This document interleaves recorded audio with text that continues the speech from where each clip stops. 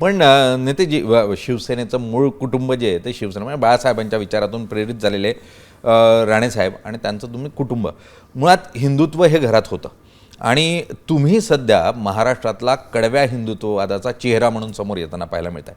म्हणजे अगदी विधानसभेत, लोकसभेत आणि आत्ताही. आणि तुम्ही टोकाची भूमिका घेतात किंवा जी काही भूमिका असेल ती उघडपणे घेतात. तर मुळात आपली राजकीय दिशा स्पष्ट करण्यासाठी आहे की हीच विचारधारा म्हणून आता पुढे घेऊन जायची? मुळात तर हीच विचारधारा ही आपली मूळ विचारधारा आहे. उदाहरण हिंदुत्व हे राष्ट्रत्व आणि राष्ट्रावर प्रेम करणारा हा प्रत्येक नागरिक हा या हिंदू राष्ट्राचा एक भाग आहे असं विचार करून जेव्हा आपण पुढे जातो निलेशजी, तर मला असं वाटतं की खूप सगळे प्रश्न सोपे होतात. आम्ही मंत्री आमदार होण्याच्या अगोदर एक हिंदू आहोत. कुठल्याही पक्षाच्या कार्यकर्ता होण्याच्या अगोदर आपण एक हिंदू आहोत.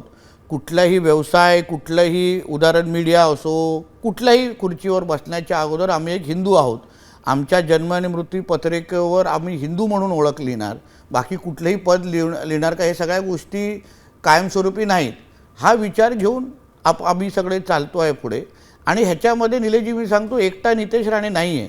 हा हिंदू समाज म्हणून आम्ही असंख्य ह्याचे प्रतिनिधी आहोत. नितेश राणे एक नाही आहे, पण नितेश राणे हा पूर्ण हिंदू समाजाचा एक भाग आहे.